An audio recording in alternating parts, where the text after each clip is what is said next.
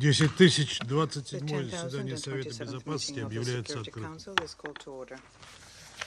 Предварительная повестка дня данного заседания гласит: доклады генерального секретаря по Судану и Южному Судану. Повестка дня утверждается. На основании правил 37 временных правил процедуры Совета я приглашаю принять участие в данном заседании представителей Судана и Объединенных Арабских Эмиратов. Решение принимается. На основании правил 39 временных правил процедуры Совета я приглашаю принять участие в данном заседании следующих докладчиков.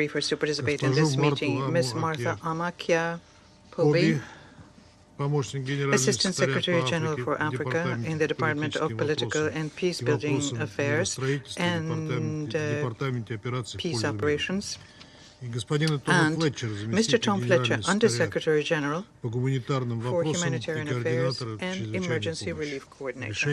It is so decided.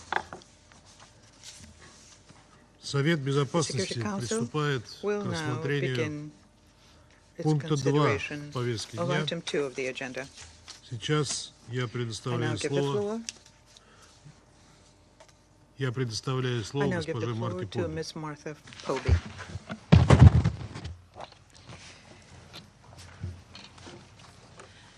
Mr. President, since my last briefing to this Council, the conflict in Sudan has deteriorated even further. It has caused widespread suffering and new surges of horrific violence. After more than 500 days under siege, the city of El Fashir in North Darfur has been captured by the Rapid Support Forces. Only small pockets of resistance remain. The fall of the city marks a significant shift in the security dynamics. The implications for the people of Sudan and the region are significant. Other parts of the country have not been spared from the relentless violence. In recent weeks, fighting has intensified in the Kordofan region. This is likely the next arena of military focus for the warring parties. In North Kordofan, the city of Bara, just 40 kilometers from the state capital of El Obeid, and a strategic location for both sides, was captured by the Rapid Support Forces last week. This marked another escalation on the ground.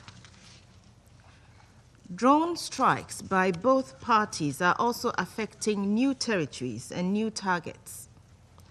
These include Blue Nile, Khartoum, Sennar, South Kordofan, and West Darfur, suggesting that the territorial scope of the conflict is broadening.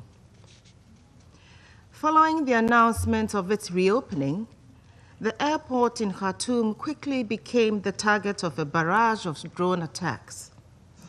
This showed that control of the city remains contested and that no part of Sudan is beyond reach. The implications of these drone strikes are clear: mounting civilian casualties, increased humanitarian and protection needs, and the continued erosion of essential infrastructure and livelihoods.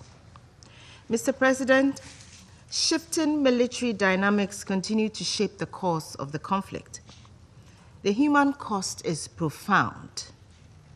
The risk of mass atrocities, ethnically targeted violence, and further violations of international humanitarian law, including sexual violence, remains alarmingly high across the country, and particularly in El Fashir. The situation is simply horrifying. In the past week, the UN Human Rights Office has documented widespread and serious human rights violations in and around El Fashir. These include credible reports of mass killings in various locations and summary executions during house-to-house searches and as civilians have tried to flee the city. Communications have been cut off. The situation is chaotic. In this context, it is difficult to estimate the number of civilians killed. Despite commitments to protect civilians, the reality is that no one is safe in El Fashir. There is no safe passage for civilians to leave the city. There are also reports of large-scale atrocities perpetrated by the Rapid Support Forces in Bara, in North Kordofan, following the recent capture of the city. These included reprisals against so-called collaborators, which are often ethnically motivated. At least 50 civilians have been killed over the past few days in Bara, both during fighting and as a result of summary executions. This allegedly includes the summary execution of 5 Red Crescent volunteers. The United Nations will continue to call for all those with influence to act now to prevent further violations and atrocities. Efforts towards accountability will also continue to be essential to end the cycles of violence. The recent renewal of the UN fact-finding mission's mandate and the ICC verdict in the case of Ali Muhammad Ali Abd al-Rahman signal the international community's continued commitment to justice and accountability in Sudan. Mr. President, this week, the Secretary General once again renewed his call for an immediate cessation of hostilities. It is high time to take the first step towards lasting peace for the Sudanese people. The parties must return to the negotiating table in good faith. They must pursue a sustainable resolution to the conflict. An immediate end to the fighting and sustained dialogue are needed to reverse Sudan's spiraling descent into de facto fragmentation. The Secretary General has also been unequivocal in his call for external interference in Sudan's conflict to stop. External support is enabling the conflict. Weapons and fighters continue to flow into Sudan, further contributing to the already desperate situation. Mr. President, given the deteriorating situation on the ground, Personal Envoy Lamamra has invited both parties to separately enter into technical talks with the United Nations focused on de-escalation and the protection of civilians. He has received encouraging indications from both parties of their willingness to commit to this process. We urge member states with leverage over the parties to encourage them to take this critical step, which could lead to an improvement in the protection of civilians throughout Sudan. Mr. President, coordination among Sudan's international partners is essential to maximize our collective efforts to end this war. In this regard, Personal Envoy Lamamra has intensified his engagements with regional and international actors. The Quartet mechanism, comprising the African Union, the Intergovernmental Authority on Development, the League of Arab States, and the United Nations, is preparing an inter-Sudanese dialogue under the auspices of the African Union, which could pave the way for a Sudanese-owned and led political process. Consultations are ongoing with key Sudanese stakeholders to refine the design, timeline, and criteria for participation and map out the role of the sponsoring organizations. Personal Envoy Lamamra is also coordinating his efforts with members of the Quad Initiative, comprising Egypt, the Kingdom of Saudi Arabia, the United Arab Emirates, and the United States. Mediation efforts by regional and international actors are welcome and essential. To be effective and deliver solid outcomes, they must be underpinned by strong coordination, ensuring complementarity and coherence with other efforts. In that regard, Personal Envoy Lamamra is currently finalizing consultations with the African Union on the next consultative group meeting, to be jointly convened at ministerial level by the African Union and the United Nations in Addis Ababa. This meeting will provide an opportunity for all mediation actors to exchange information, take stock of efforts, and map out areas of complementarity and comparative advantage as they consider next steps. Mr. President, as the conflict reaches yet another critical point, we must intensify our call for an urgent and lasting solution.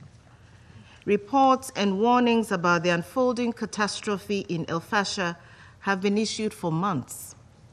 Thus far, the United Nations Security Council has not taken decisive action to prevent the situation from deteriorating. We must all play our part in helping to bring this devastating war to an end. We must stand with the people of Sudan who have suffered far too much and far too long. I call on the Council to use all the tools at its disposal to demand peace in the Sudan. We count on the Council to lead the way. Thank you, Mr. President. Я благодарю госпожу Поби за ее брифинг. Сейчас предоставляю слово координатору гуманитарной помощи Тому Флетчеру. Mr. Tom Fletcher, the Emergency Relief Coordinator. Mr. President, as you have heard, Fashir, already the scene of catastrophic levels of human suffering, has descended into an even darker hell, with credible reports of widespread executions after Rapid Support Forces fighters entered the city. Can anyone here say that we did not know this was coming? We cannot hear the screams, but as we sit here today, the horror is continuing. Women and girls are being raped, people mutilated and killed with utter impunity. And let us be clear that a full 16 months after the adoption of Resolution 2736, the victims will not know of the noble commitments on that page, nor hear our statements today about how much we care. Yesterday, almost 500 patients and their companions in the Saudi maternity hospital were reportedly killed. The latest of countless attacks on healthcare, and yet another example of the depravity with which this war has been fought. Tens of thousands of terrified, starving civilians have fled or are on the move, with most moving on foot towards Tawila, to the southwest. And Tawila is already hosting hundreds of thousands of people displaced by previous attacks. Those able to flee, the vast majority women, children, the elderly, face extortion, rape, violence on the perilous journey. Young men have been abducted or killed on the road, large numbers of people prevented from leaving the area. Now, as the Council knows, we've been pressing since July for a humanitarian pause in Fashir to enable the safe movement of our life-saving convoys of food and medicines to those who need them. We have been blocked by the RSF as the siege and attacks against civilians have intensified. I pay tribute to the humanitarian organizations and host communities in Tawila who are supporting the exhausted, traumatized, malnourished, and injured while preparing for more to arrive. And across Sudan, and despite the massive threats, cuts, constraints to our work, to which I will turn later, the humanitarian community has reached 13.5 million people between January and August across the country. We have UN and international NGO staff on the ground in Darfur, working alongside local partners, providing emergency healthcare support, treating malnourished children, distributing food, and battling cholera and other diseases. This week, I released $20 million from the Central Emergency Response Fund to scale up support in Tawila and across Darfur and the Kordofans. This complements allocations from our Sudan Humanitarian Fund, focusing on NGO partners, and most importantly, the local responders who remain at the forefront of our efforts. Mr. President, the killing has not been limited to Darfur. We have seen deadly drone strikes on markets in Kabkabia and Sarafomra, areas understood to be under RSF control. Fierce fighting in North Kordofan state is driving new waves of displacement and endangering the humanitarian response. including around the state capital, El Obeid. On Tuesday, our colleagues at the International Federation of the Red Cross and Red Crescent Societies shared the appalling news that 5 Sudanese Red Crescent volunteers were killed while supporting food distribution in Bara in North Kordofan the previous day, and 3 remain missing. A drone strike in Mazrub, also in North Kordofan, on 17th of October, killed a large number of civilians, including a prominent tribal leader and other members of his group. In South Kordofan, Kadugli and Dilling have remained largely cut off from support, despite the repeated assurances that I have been given on humanitarian flights and humanitarian hubs. Yesterday, however, we received good news. A joint UN convoy reached both towns with food, health, nutrition, hygiene supplies, as well as basic household items. This follows a key UNICEF convoy into the area in August, and so we now need to build on this by establishing regular access. Mr. President, the Sudan crisis is at its core a failure of protection and our responsibility to uphold international law. Sexual violence against women and girls is systematic. Deadly attacks against humanitarian workers are normalized. Atrocities are committed with unashamed expectation of impunity, driven by complete disregard of the most fundamental obligations of international humanitarian law. Sudan's children face particular risks. Countless children are forcibly recruited to kill each other. Nearly 1 in 5 civilians killed in Al-Fashir this month were children. Around 90% of children across Sudan lack access to formal education, 90%. The war has reversed almost 40 years of progress on child immunization, putting millions of children at tremendous risk of preventable diseases. The world has failed an entire generation. This is also a crisis of hunger, with famine confirmed and severe food insecurity across all areas in which fighting has been most intense and access most challenging. 3/4 of women-headed households are food insecure.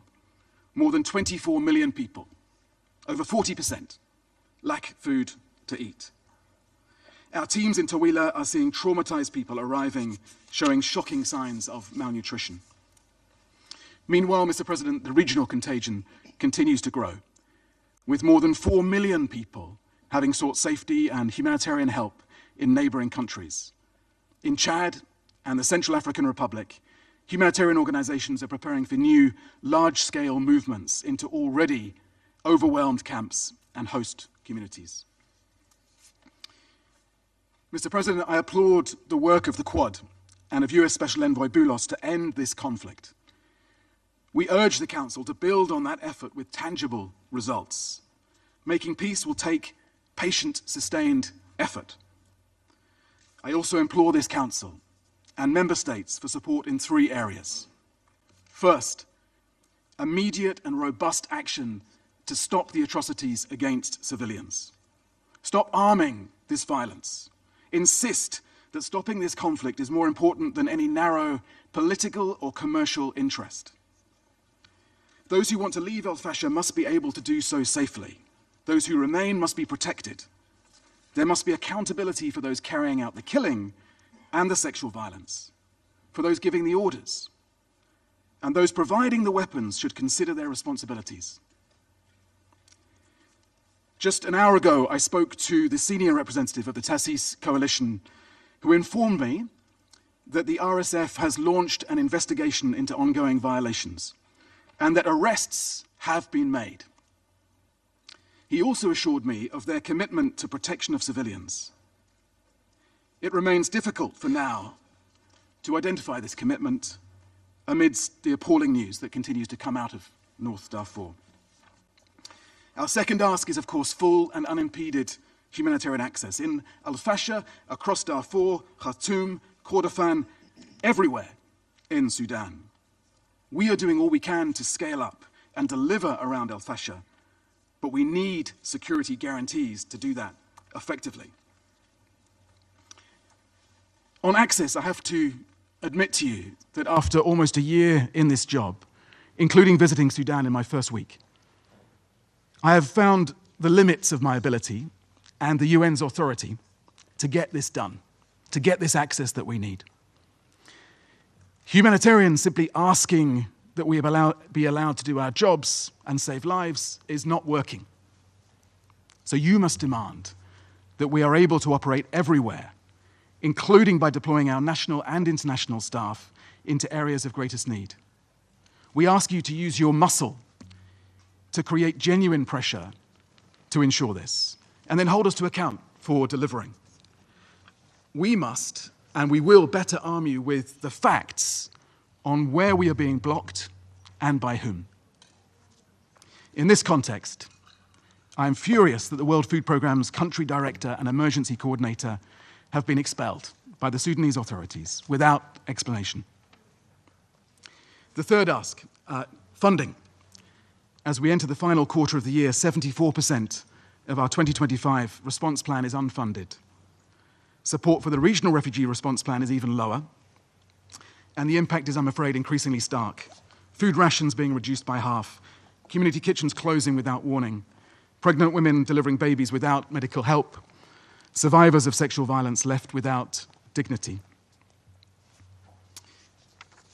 Mr. President, I urge colleagues, if you haven't already, to study the latest satellite imagery of Fashir, blood on the sand. Mr. President, I urge colleagues to study the world's continued failure to stop this. Blood on the hands. What is unfolding in Fashir recalls the horrors that Darfur was subjected to 20 years ago. But what is different today is that we're seeing a different global reaction, one of resignation. So this is also a crisis of apathy. And so my simple question to the Council and to all of us working on this broken effort is this: what is it about this crisis that makes it so hard? Would previous generations of leaders and diplomats have been so impotent? If not, what are we not doing that we could be doing? Our successors will talk of our failure and the actions that we should have taken. Can we not take those actions now? Can we act with vigor, courage, honesty, collective purpose? Is this really too hard for us? If not, where is our diplomacy? Where are our values? Where is our charter? And where is our conscience? We once pledged to save succeeding generations from the scourge of war, to reaffirm faith in fundamental human rights, in the dignity and worth of the human person, in the equal rights of men and women, and of nations large and small, and to establish conditions under which justice and international law can be maintained. Please, can we now place those pledges on the road to Fashir as an apology, as a rebuke, as a challenge, and as a promise? Thank you, Mr. President. Я благодарю Тома Флетчера за его брифинг. Сейчас я предоставляю слово членам Совета, желающим высказать заявление. Я предоставляю слово представителю Алжира.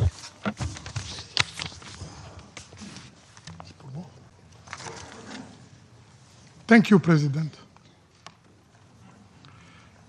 I have the honor to deliver this statement on behalf of the A3 plus members, namely Guyana, Sierra Leone, Somalia, and my own country, Algeria. We wish at the outset to thank the Presidency for scheduling this meeting, urgent meeting, to discuss the tragic situation in Fashir. Let me also thank ASG Marta Pobi and especially USG Tom Fletcher for their briefings. We welcome the participation of the representatives of Sudan and the United Arab Emirates in this meeting. President, the scenario we all feared and advocated to avoid, has now become a horrifying reality. The rapid support forces have seized control of El Fashir after more than 18 months of an inhumane siege marked by starvation, suffering, and despair. This deeply worrying development is a brazen defiance of this Council Resolution 2736 that demanded last year the lifting of the siege on El Fashir by the RSF. It represents also a dangerous step toward the fragmentation of Sudan. And if only the suffering ended there, the RSF advances in Sudan, particularly in northern Darfur and Kordofan state, have unleashed an avalanche of brutality against innocent civilians. Worse than we could have ever imagined. The images we have seen and the report we received during the last 72 hours are simply appalling. We have seen a powerless mother clutching her child, waiting for two merciless RSF armed members to take her life and the life of her little one. Let's just imagine for a second the pain of this innocent and helpless mother.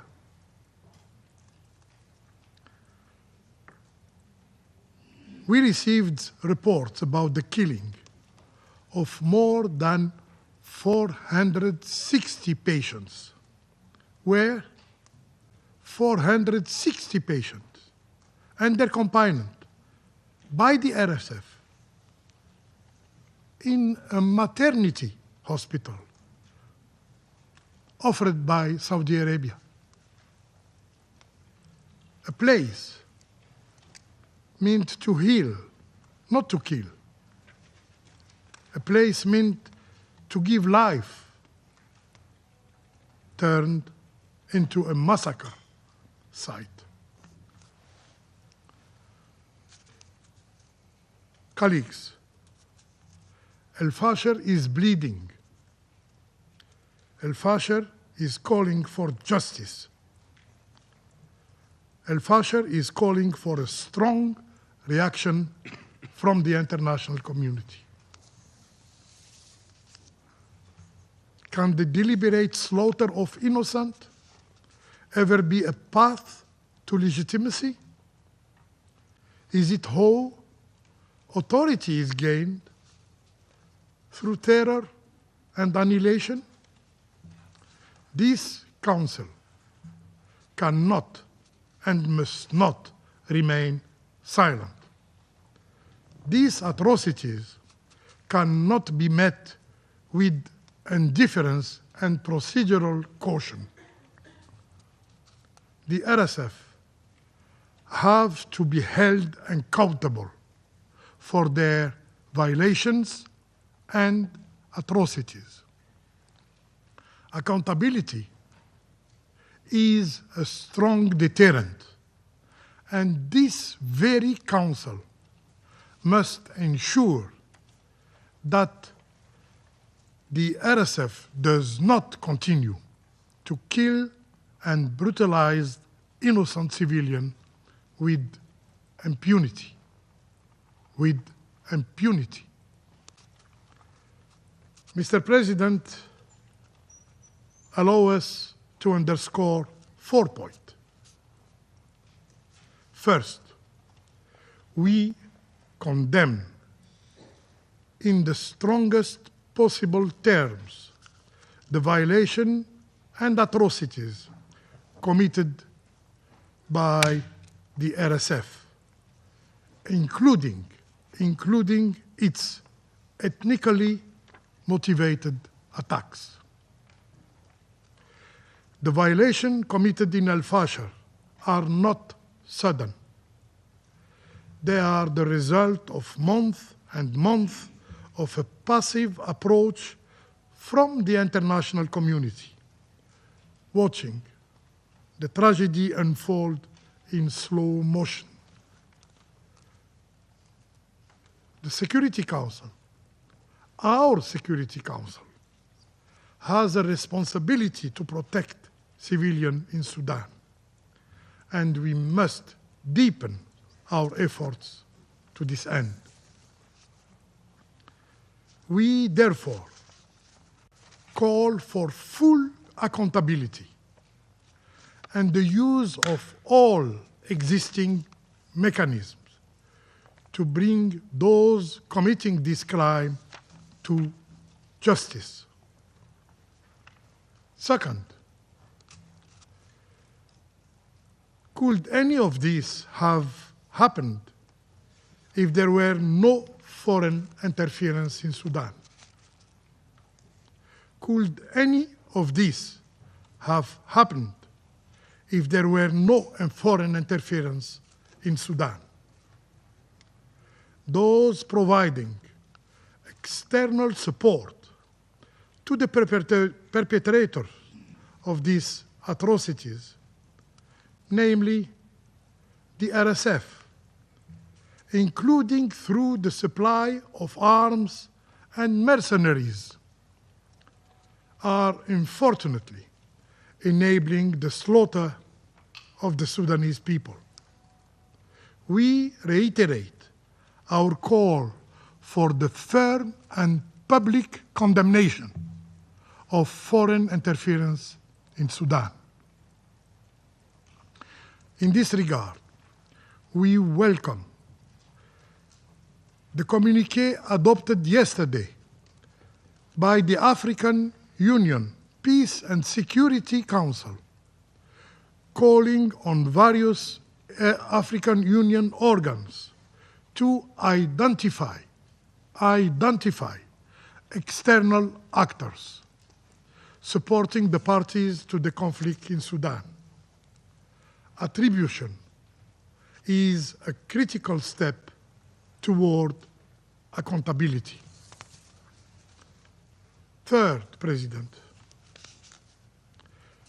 there is no military solution to the conflict in Sudan.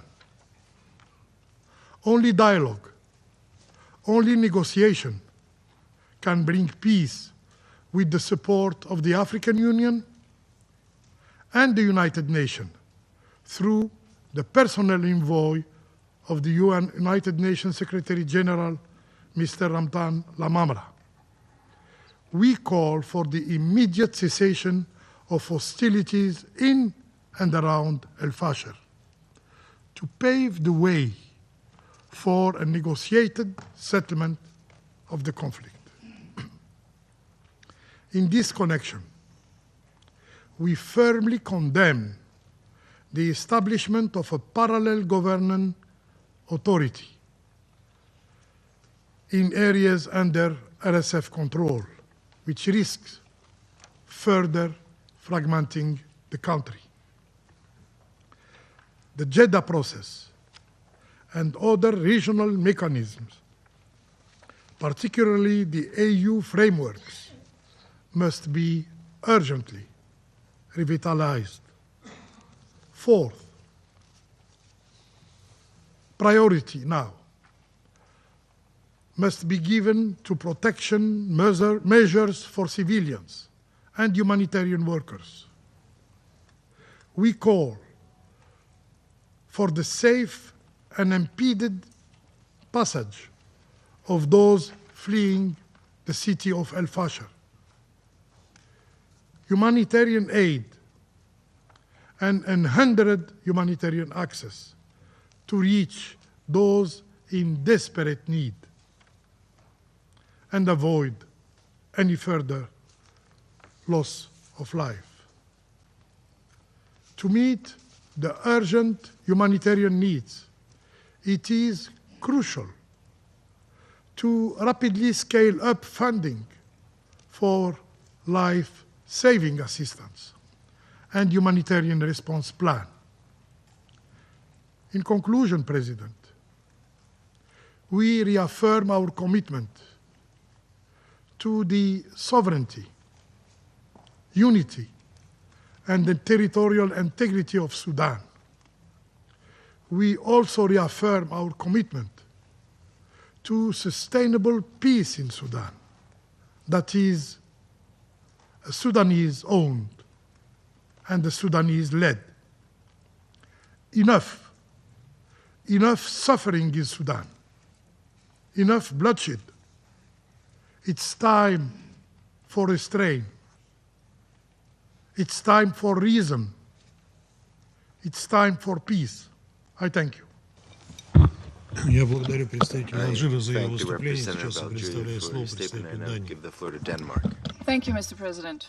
And let me also start by thanking Emergency Relief Chief Fletcher and Assistant Secretary General Poby for their briefings. And I think I can say that they're very strong and compelling calls for action. Mr. President, our briefers have once again painted an extremely stark picture. One of a country reeling from years of devastating conflict, of a city under siege and constant attack, of a people trapped, grappling daily with malnutrition, disease, and unrestrained violence.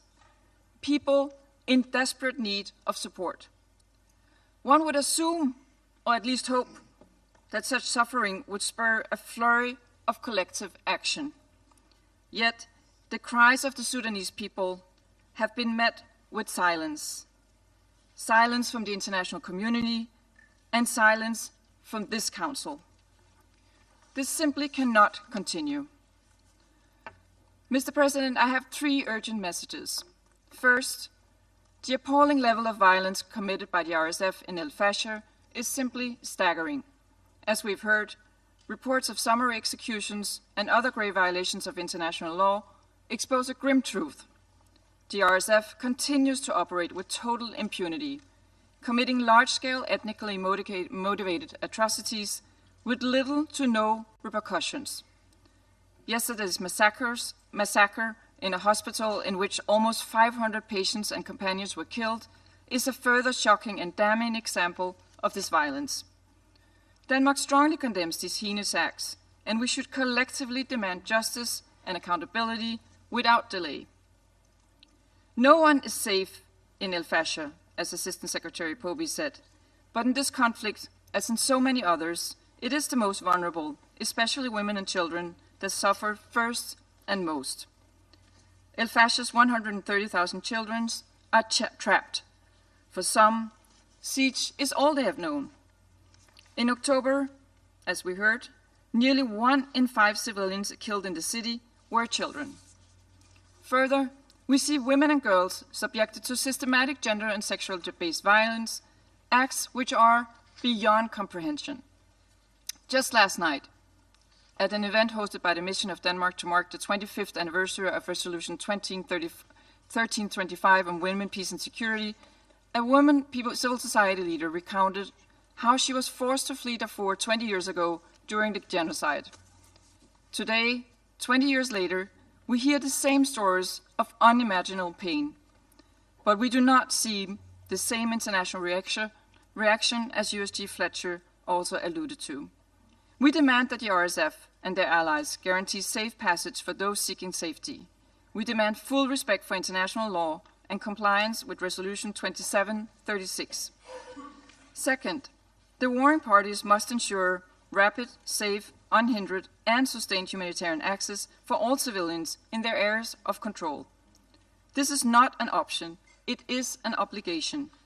Since the war began, innocent humanitarian workers have been killed while attempting to save the lives of innocent civilians. Denmark pays tribute to these workers and to all those who continue to work under impossibly difficult conditions. We demand that all parties cease the dangerous manipulation of humanitarian aid and that they cooperate fully with the UN and its partners.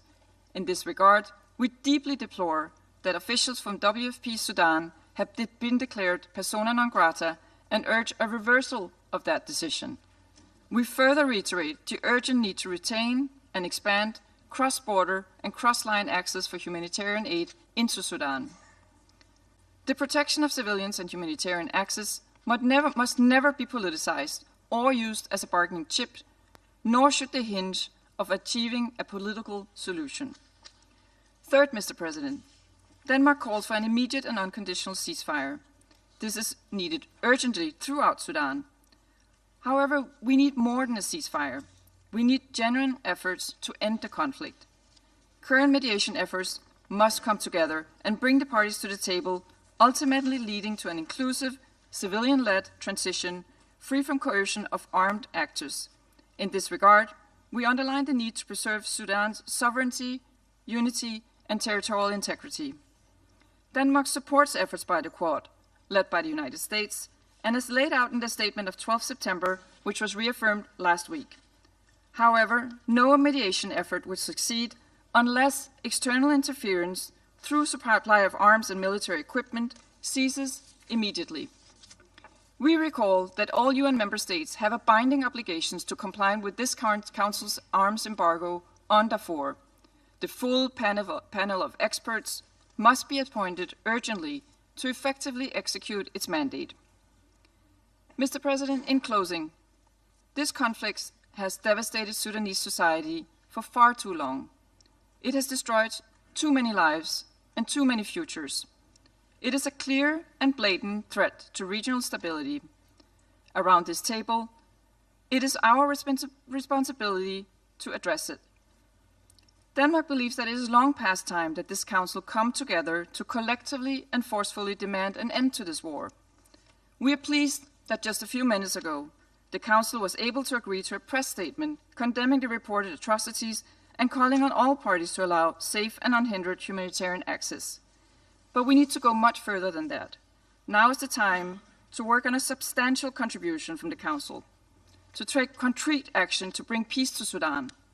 We stand ready to engage constructively with all Council members towards this urgent goal. I thank you. I thank the representative of Denmark for a statement, and I now give the floor to the representative of the United Kingdom. Thank you, President. I thank ASG Poby and USG Fletcher for their powerful briefing today.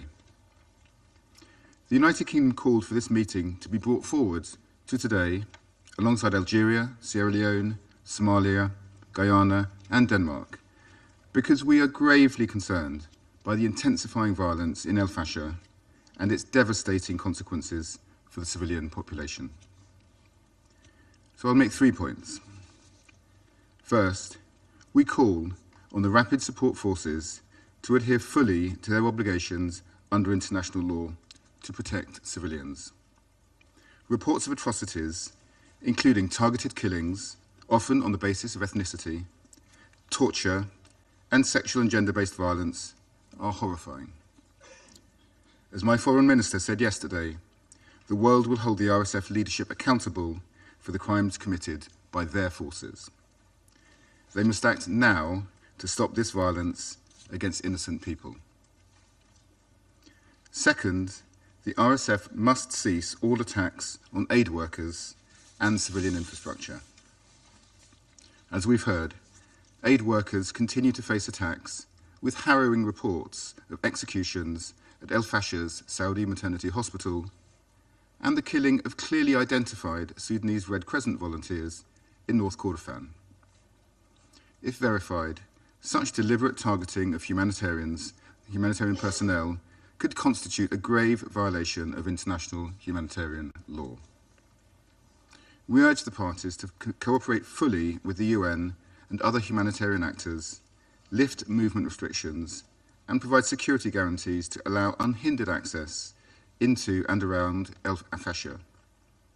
Civilians must be able to leave the city safely and access life-saving aid without obstruction. We also call on the Sudanese armed forces to ensure the Adre border crossing remains open, to allow civilians safe passage and facilitate the delivery of humanitarian aid. Finally, there is no military solution to this conflict. Continued fighting will only deepen the crisis and prolong suffering. The RSF and SAF must halt the fighting, implement a humanitarian pause, and return to the political process. We urge all member states with influence over the parties to press for restraint and support efforts to bring them back to dialogue. The United Kingdom continues to support efforts by regional and international partners, including the Quad, to secure a ceasefire and advance a credible path towards peace. We urge all parties to engage constructively with these processes and prioritise the needs of the Sudanese people. The Council needs to send a strong and unified message that reflects our shared concern and resolve. And in this regard, I welcome agreement on the Council statement this morning. The suffering across Sudan must end. I thank you. I thank the representative of the United Kingdom, and I give the floor to Slovenia. Thank you, Mr. President. I also want to thank today's briefers. Their testimonies confirm what we have all feared and what humanitarian voices have been warning us for almost 2 years. Yes, we were afraid that this was happening. What began as a siege over 500 days ago has become a massacre. Once a fragile haven for hundreds of thousands, El Fashir is now the epicenter of Sudan's agony. A city starved, silenced, and brutally assaulted, facing famine-like conditions, a collapsed health system, and no safe way out. I make 3 points. First, Slovenia strongly, in the strongest terms, condemns the reported atrocities committed by RSF in Al Fashir and Bara city. This is not the chaos of battle, but the deliberate targeting of life itself. Summary executions of civilians, people attacked solely for their ethnicity, and hospitals turned into killing grounds. The assault on the Saudi maternity hospital, where hundreds were reportedly killed, stands as a horrific symbol of this moral collapse. This is outrageous. We are witnessing a rerun of Darfur 2005. And we agree with briefers that a robust action is needed. The Security Council has to react decisively and firmly to these atrocities. Even in war, there are rules. International humanitarian law must be upheld by all and at all times. Civilians must be granted safe passage out of El Fashir, and humanitarian assistance must reach those whose survival now hangs by a thread. Second, this war is not self-sustaining. It is fueled from beyond Sudan's borders by the continuous flow of weapons, resources, and support.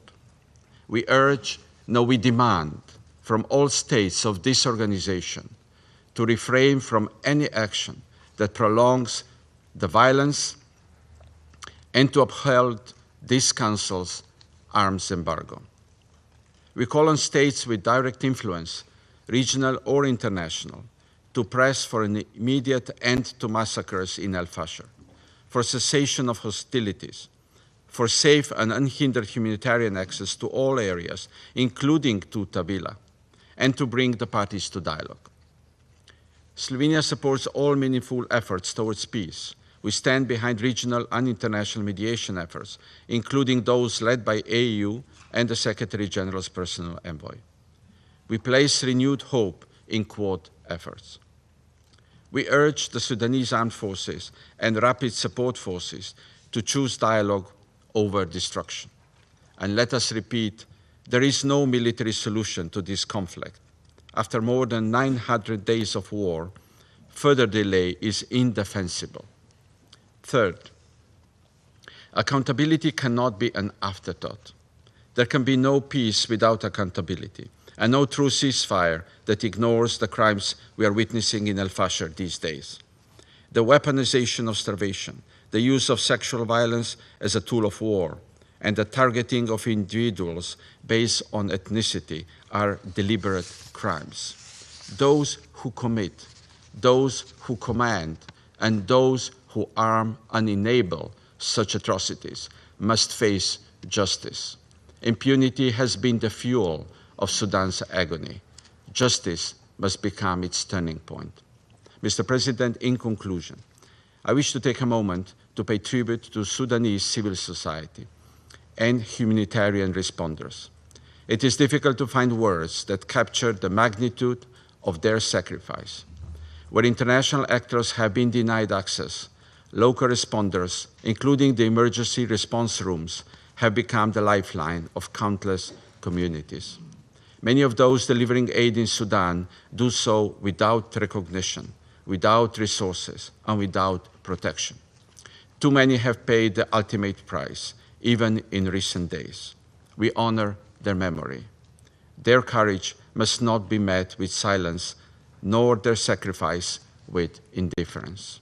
Humanitarians must never be targets. I thank you. I thank Slovenia for your statement, and I give the floor to France. Thank you, Mr. President. First of all, I want to thank Assistant Secretary General Marta Pobi and Undersecretary General Tom Fletcher for their briefings, which alert us on the severe humanitarian crisis that Sudan is experiencing and that demand an urgent response from our Council. I think the Fashir attack marks a new phase, particularly bloody one in the conflict that is tearing Sudan apart since April 2023. It's of a long siege that has provoked a humanitarian catastrophe which has been for over a year and a half. France condemns in the strongest terms the expansion and intensification of the offensive by the rapid support forces in Fashir. It's urgent to protect civilians. Reports from Fashir make us remember the mass atrocities committed in Darfur 20 years ago. Reports speak of atrocities, in particular summary executions perpetrated by RSF in Fashir. We urge the RSF to guarantee the protection of civilians without any discrimination and to respect their obligations pursuant to international law, including international humanitarian law and international law of human rights, and respect Resolution 2736 and the Jeddah Declaration. France also calls on the Sudanese armed forces and their allies to demonstrate moderation and restraint in their response to spare the civilian population still trapped in Fashir. The humanitarian catastrophe has reached its climax. France condemns in the strongest terms the strike against a Saudi hospital in Fashir, with a total of some 460 deaths, according to a preliminary assessment of the WHO. The perpetrators of these crimes must be held accountable, and the Security Council must consider new sanctions. It is up to the parties to the conflict to ensure a safe, rapid, and unhindered humanitarian access to all the populations in need, wherever they are, across borders and front lines. France regrets the decision taken by the Sudanese authorities, calling for the departure of the director of the country office and head of operations of the World Food Programme. And we hail the action of the WFP in providing food assistance to the civilian population in Sudan, where famine continues to spread, where 25 million people are in a situation of acute food insecurity. We pay tribute to all humanitarian personnel deployed in Sudan. France calls for the respect and protection of humanitarian personnel, as well as journalists in Sudan, in conformity with international humanitarian law and resolutions 2222 and 2730 of the Council. France supports the efforts undertaken to achieve humanitarian truces, in particular through the action of the Quad. for Sudan. Troisième point, la guerre au Third point. Soudan a un impact The war régional in Sudan massif. has a massive Des regional centaines de milliers de impact. réfugiés Hundreds of ont thousands fui of vers l'Égypte, refugees le Tchad ou le Soudan du Sud, have sought tandis refuge que les in flux d'armes Egypt and s'accroissent South à Sudan, travers les while frontières. Cette crise est arms aussi flow is une grave increasing crise across the régionale borders. This qui is a menace severe regional l'ensemble crisis de that cette région. threatens the entire Monsieur le region. Président, Mr. la seule façon de President, mettre un terme the durable only aux way to put souffrances du an peuple end, soudanais lasting end et to de the suffering rétablir la of the paix dans la Sudanese région, people is to c'est la restore peace conclusion and restore d'un peace in the cessez-le-feu region, is to assorti conclude a d'un ceasefire processus de paix together respecté with par les a parties. peace process La that France is appelle upheld donc les by the parties au parties. conflit France à s'engager calls, dès à therefore, présent the parties to et the de bonne conflict foi to dans ces dérogations, immediately dans des négociations start directes. En ce negotiations in good sens, faith, direct il n'y aura pas negotiations to this de end. solution There will be militaire à ce no conflit. military solution to this conflict. Afin de permettre ce cessez-le-feu, In tous order les to acteurs enable a étrangers ceasefire, doivent all cesser foreign d'alimenter les actors must parties, stop aussi bien supplying sur the le plan parties, financier que both logistique financially, ou militaire. logistically, or L'embargo sur military les armes au equipment. Darfour, The arms embargo renouvelé à in Darfur, l'unanimité en septembre renewed dernier, unanimously last doit être December, respecté. must be upheld. La France soutient France toutes les supports initiatives en all faveur de la paix au initiatives in Soudan, favor of peace in en Sudan, particulier le and in travail de particular l'envoyé the work personnel du of the secrétaire personal général, envoy of the M. Secretary Ramtan General, Lamamra, ainsi que as celles well déployées par le as the Quad, efforts of l'Union the Quad, africaine the et l'Union African européenne. Union, and the European Nous rappelons Union. aussi notre attachement We à also la recall our préservation de la souveraineté commitment to et de preserving the l'intégrité sovereignty and territoriale territorial du Soudan. integrity of Sudan. Depuis des mois, For la France months, plaide pour une action France plus has been décisive du advocating for Conseil. more decisive Il est action by the urgent de Council. surmonter les It is blocages urgent to et de prendre des overcome mesures concrètes. the Les blockage propositions du and take secrétaire concrete général en measures. matière The de proposal protection of the des Secretary civils General doivent être mises en in terms œuvre. of protection of Des civilians trêves must be humanitaires doivent implemented. être Humanitarian conclues. truces Les mesures must doivent être be prises concluded. pour faire Measures must respecter be l'embargo sur taken les to armes uphold the et arms faire cesser les embargo interférences and étrangères. to stop Il appartient au Conseil foreign de soutenir interference. les It's up efforts to the Council internationaux to pour support que les auteurs des international crimes efforts rendent so des that comptes, car perpetrators of l'impunité crimes ne are held saurait être accountable tolérée. because Enfin, impunity ce cannot be Conseil tolerated. Lastly, doit this s'engager Council plus must pour permettre be un more cessez-le-feu involved to immédiat dans tout le allow Soudan. for an Je vous immediate remercie. ceasefire throughout Sudan. Thank you very much. Я благодарю представителя I Франции за thank the его representative of France выступление. for Сейчас statement, and I предоставляю now слово give the floor представителю Республики Корея. to the Republic of Korea. Thank you, Mr. President. I thank USG Fletcher and ASG Poby for their sobering briefings. Our worst fears have materialized. The RSF has captured Fashir, and the heightened risk of a civilian massacre is now unfolding. The Security Council swiftly delivered a clear and unified message focusing on the situation in Fashir. But words alone are not enough. We must work together a stronger Security Council resolution containing concrete measures that reinforce the protection of civilians, facilitate humanitarian access, and bring real change on the ground. I will make 3 points today. First, we condemn in the strongest possible terms the RSF's continued assault on Fashir, despite this Council's demand in Resolution 2736 that the RSF halt the siege of Fashir and cease the fighting immediately. Throughout the siege from early last year, the RSF has targeted hospitals, IDP camps, and religious facilities with artillery and drone strikes.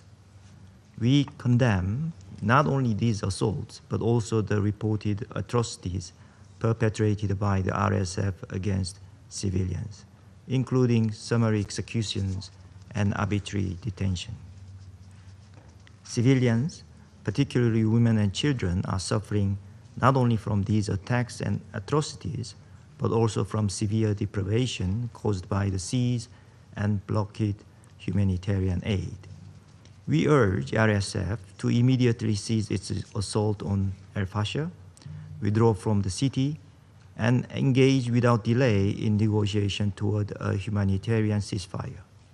We also call on all external actors to cease any support that enables the RSF to continue attacks in and around Fashir. We also call upon all parties to the conflict, particularly RSF, to facilitate immediate and unfettered humanitarian access and ensure the protection of civilians, including providing safe passage in accordance with international law. Second, all violations of international humanitarian law and international human rights law must be addressed through robust accountability measures. Given the gravity of this violation and the ICC's jurisdiction, we emphasize the imperative need for accountability, including through international mechanisms. We see value in the recommendation of the independent international fact-finding mission to expand ICC jurisdiction and establish an independent, impartial judicial mechanism for Sudan. We welcome ICC's first conviction on October for crimes against humanity and war crimes committed in Darfur. It sends a clear message. There will be no impunity for perpetrators. We call upon all parties to the conflict to fully cooperate with the international community in pursuing accountability for remaining wanted individuals and those responsible for violations of international law. Third, while responding to the urgent situation in El Fasher, we must not lose sight of the broad peace process in Sudan. In this regard, we support the commitment of regional and international actors as expressed in the joint statement by Quad adopted last September. We fully recognize that a Sudanese-owned political transition is essential. However, given Sudan's complex political landscape, regional and international partners must remain engaged in restoring and sustaining peace. The roadmap announced in the Sudan Quad statement, calling for a humanitarian truce leading to a permanent ceasefire and a 9-month transition to a civilian-led government, represent a critical step forward. The Security Council should support and build on this initiative. Let me repeat again that sustainable peace across Sudan can only be achieved through a negotiated settlement. Thank you, Mr. President. Я благодарю представителя Республики Корея за его заявление и предоставляю слово представителю Панамы. Thank you, Madam President. Allow me to begin by expressing our gratitude to Madam Marta Pobe and Mr. Tom Fletcher for their valuable briefings. They have described in those briefings very clearly the tragic situation in Sudan and its continued deterioration. We also recognize and appreciate the presence of the permanent representative of Sudan and the United Arab Emirates in this meeting. They distinguish us with their presence. Panama would like to express its profound solidarity with the people of Sudan, as well as our most profound consternation in the face of the devastating situation experienced by the population of El Fashir in North Darfur.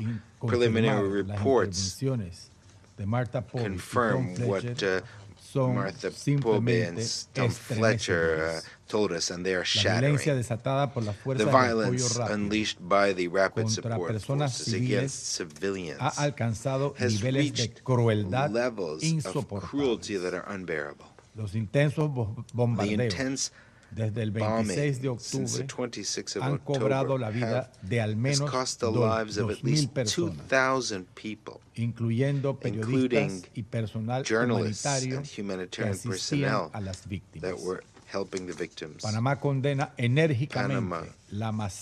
in the strongest terms a systematic and deliberate massacre of the civilian population, attacks against patients in hospitals, against people in markets and refugee camps, as well as persistent sexual and gender violence.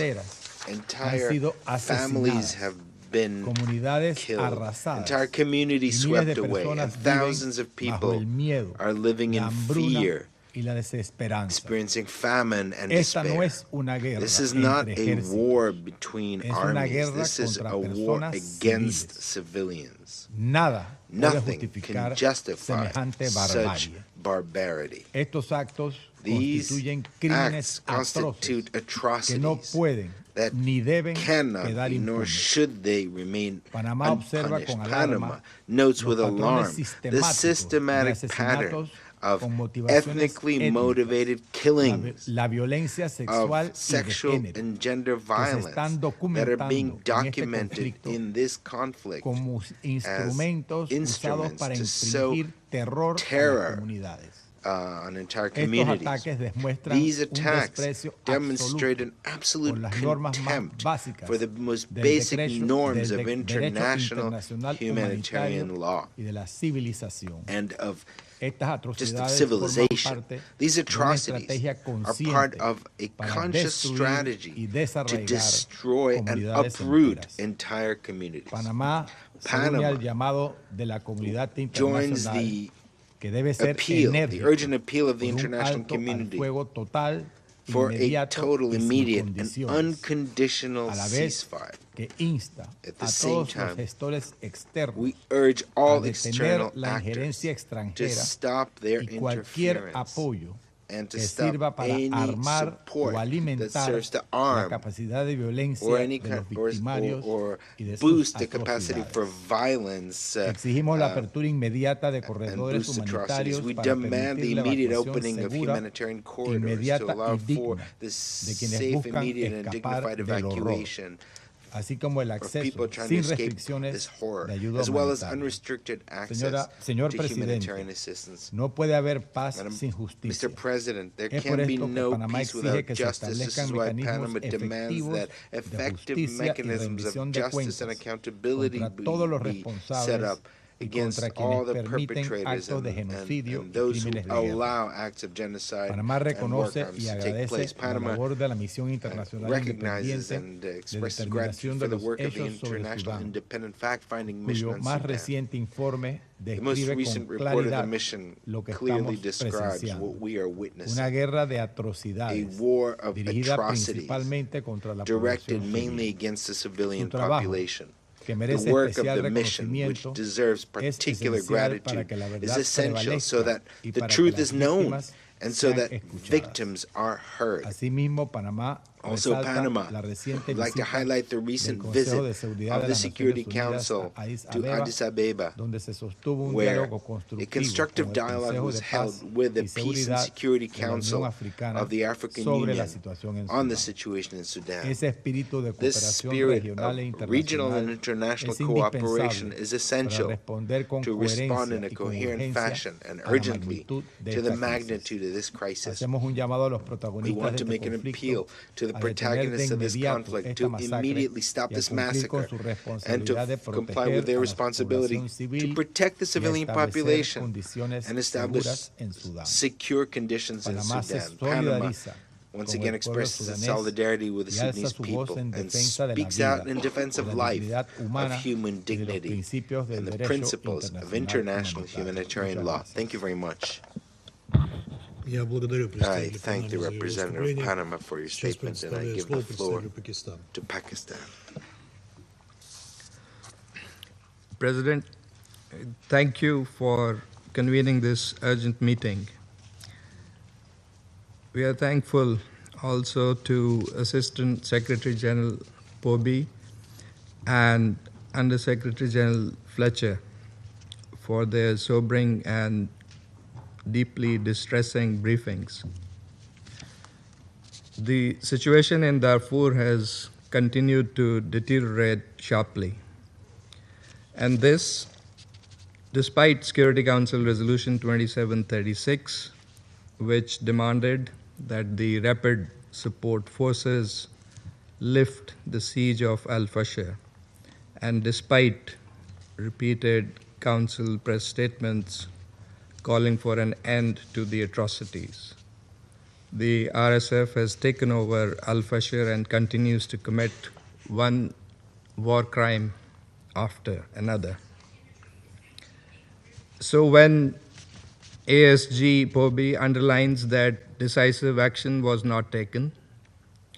And when USG Fletcher keeps telling us that we always saw it coming, there is little to justify why we could not do enough to prevent this. It is time for this Council to send an unambiguous message that it will not remain a passive spectator while innocent civilians are massacred, hospitals are bombed, and aid workers are targeted with impunity. Pakistan condemns, in the strongest possible terms, the atrocities perpetrated by the RSF and its violent takeover of Al-Fashir. The deliberate targeting of civilians, medical facilities, and humanitarian personnel constitutes flagrant violation of international humanitarian and human rights law. We are appalled by the killing of hundreds of patients and health workers at the Saudi maternity hospital and by the continuing siege that has trapped thousands of civilians in inhumane conditions. These heinous acts must stop immediately, and the perpetrators and their sponsors must be held accountable.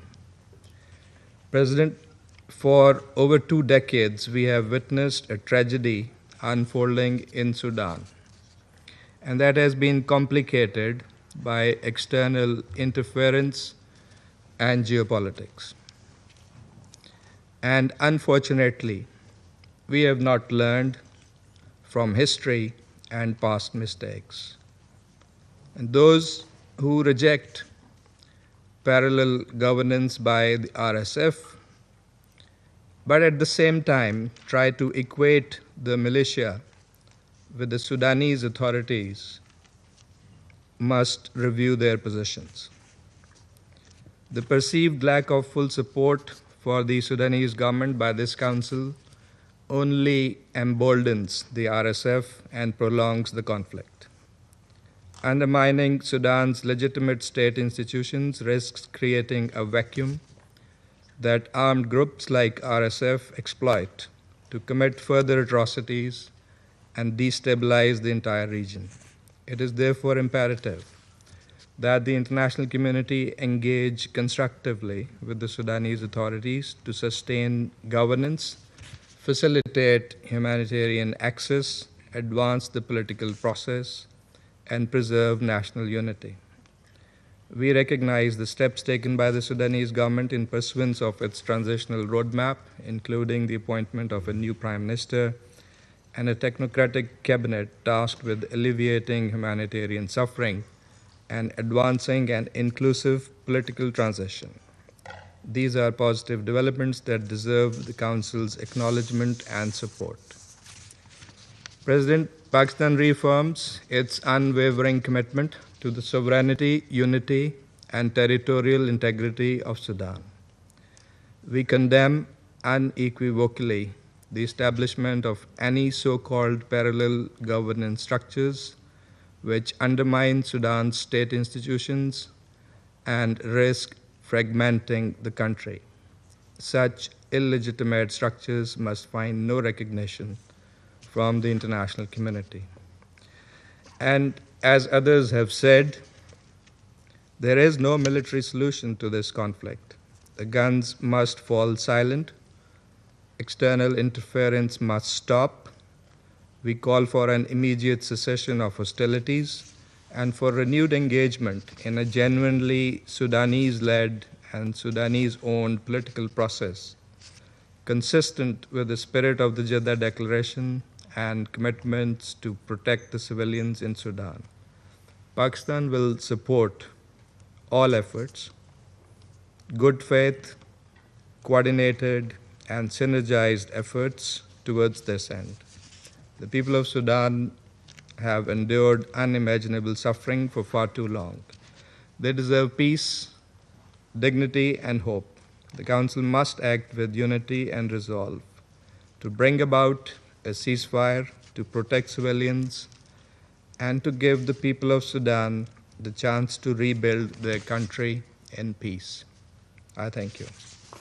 I thank the representative of Pakistan for his statement. I now give the floor to the representative of China. President, I thank ASG POBI and USG Fletcher for their briefings, which are deeply thought-provoking. I also welcome the permanent representatives of Sudan and UAE to today's meeting.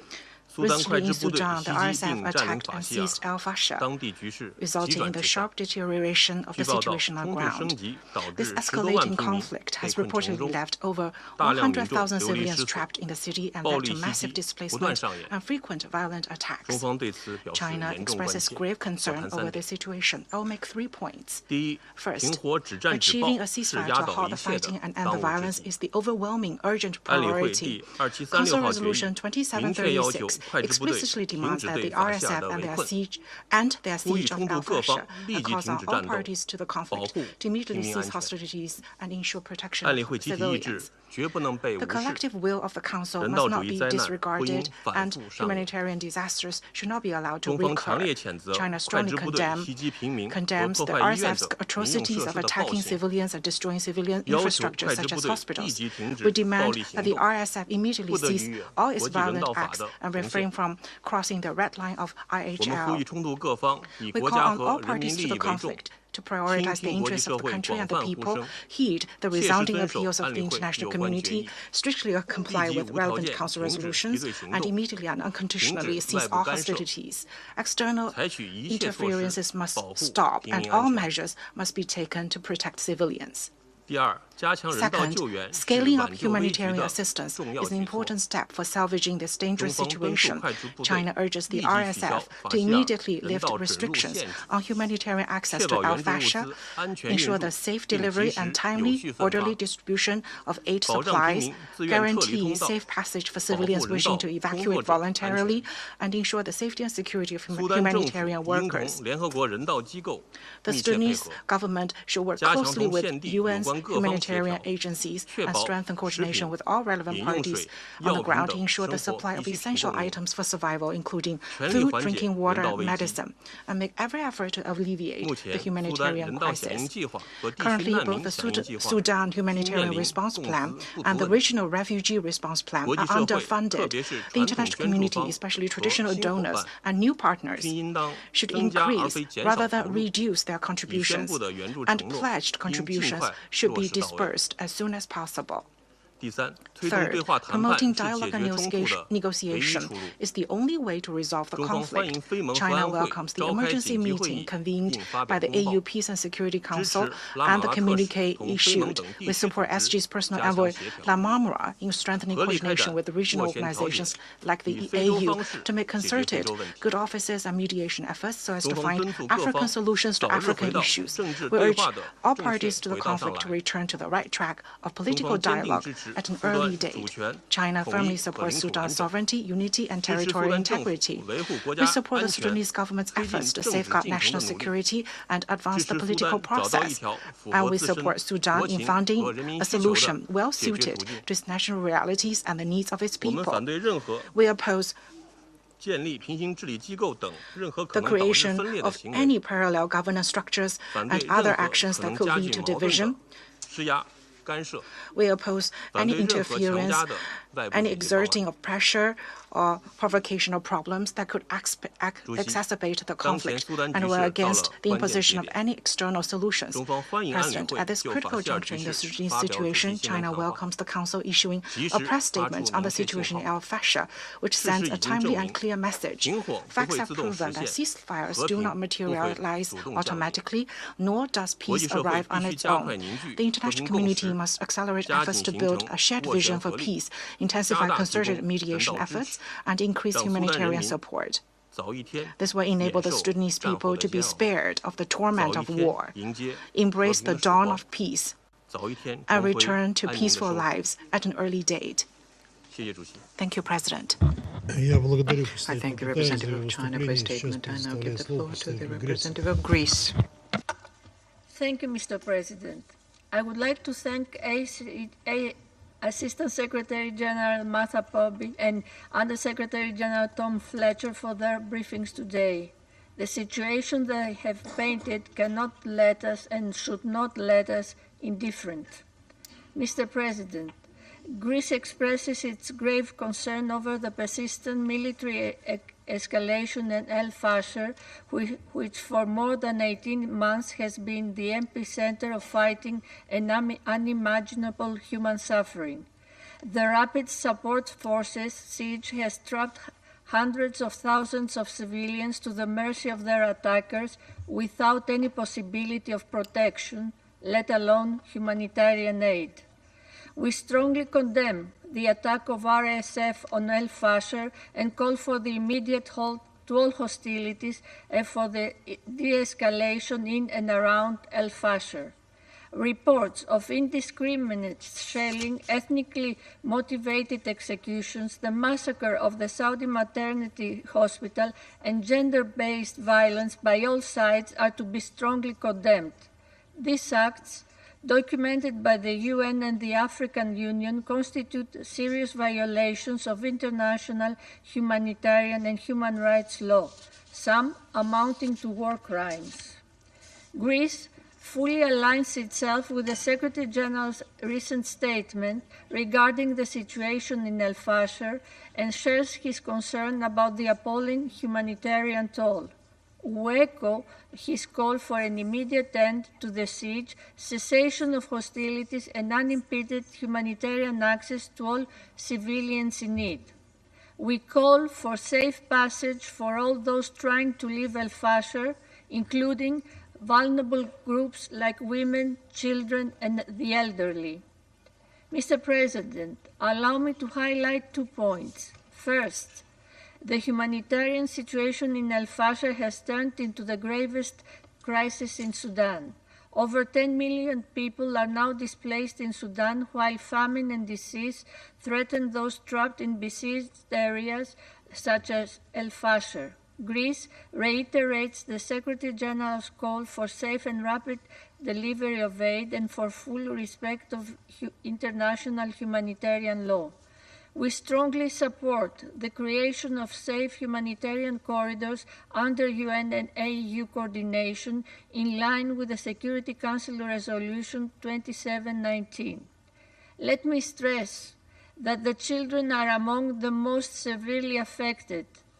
As the Undersecretary General has just described, we demand that all parties refrain from prevent and put an end to any violations against women and children, including recruitment and use, killing and maiming, raping, and other forms of sexual violence. Greece urges all parties to place the protection of civilians at the heart of peace efforts and calls for perpetrators of violations against civilians to be held accountable. Second, accountability is essential for all those responsible for war crimes and crimes against humanity. The UN fact-finding mission has confirmed a consistent pattern of atrocities by all parties: summary executions, sexual violence, forced displacement, and deliberate starvation. Impunity remains a driving force behind Sudan's recurring violence. While domestic judicial initiatives are welcome, they remain insufficient and selective. Greece, therefore, supports complementary international mechanisms capable of ensuring impartial investigations and prosecutions. Mr. President, on the political track, the crisis in Sudan, apart from being a horrifying tragedy, threatens regional stability, including the Sahel, the Horn of Africa, and the Red Sea region, with repercussions we all imagine. We call on all third actors to halt the transfer of weapons and fighters into Sudan and to support the coordinated diplomatic framework of the UN, AU, and IGAD, and the League of Arab States. Only concerted international engagement can prevent further fragmentation of the country. Greece reaffirms its strong support for Sudan's sovereignty, unity, and territorial integrity. we reiterate there is no military solution to this conflict. We urge both the Sudanese armed forces and the rapid support forces to engage without preconditions with the Secretary General's personal envoy, Mr. Lamamra, and to take immediate concrete steps toward a negotiated and lasting ceasefire leading to a credible political process and sustainable peace. Finally, this Council should not refrain from taking further action as necessary and rise to the demands of this crisis. I thank you. I thank the representative of Greece for his statement, and I give the floor to the representative of the United States. Thank you, Mr. President, and thank you, Assistant Secretary General Martha Pobe and Undersecretary General Tom Fletcher, for your sobering briefings today. The United States condemns in the strongest terms the horrific violence occurring in El Fashir.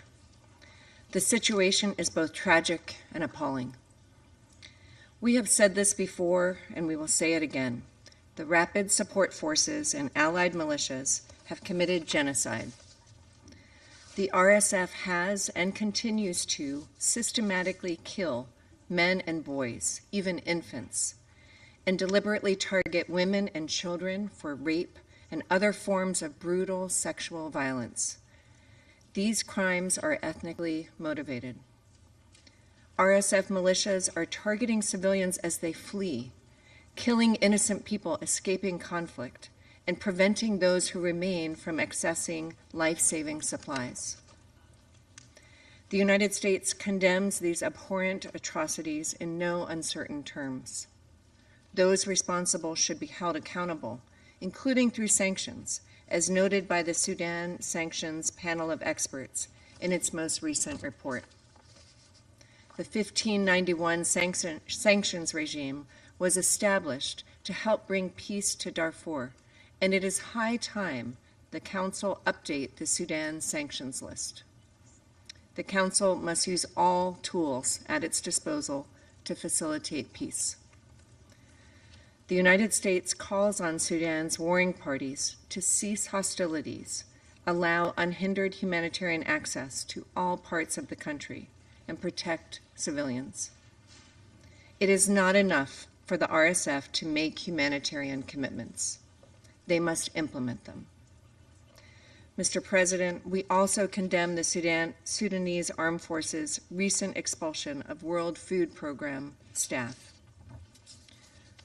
Colleagues, ending wars is a priority for President Trump, and the United States remains committed to working with our partners and other stakeholders to resolve the crisis. Together, we are focused on securing an immediate humanitarian truce, halting external support, and advancing a transition to civilian governance.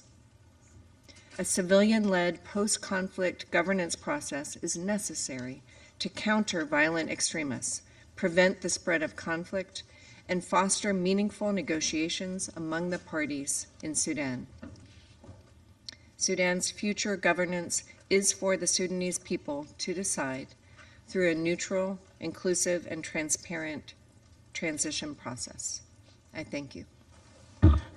I thank the representative of the United States for her statement. I shall now make a statement in my capacity as a representative of the Russian Federation. We thank the Undersecretary General Tom Fletcher and Assistant Secretary General Martha Pobe. We thank them for their briefings, and we welcome the participation in our meeting of the permanent representatives of Sudan and the UAE. Unfortunately, the situation in Sudan remains worrying. The latest surge in tensions is linked to the seizure of control over El Fashir, the capital of North Darfur, by the rebel Rapid Support Forces and affiliated groups. Reports from the area about widespread human rights violations is something that we're deeply concerned by, and the use of violence against civilians, especially when it's done on ethnic grounds, is unacceptable and runs counter to universally recognized norms of international humanitarian law.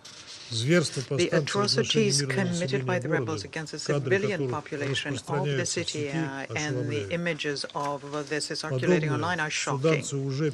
And Sudanese people have already endured similar horrors in El Geneina and El Gezira. After witnessing these events, no member of the Council should have any doubt about the kind of practices could risk being established in areas outside of the control of the Sudanese government.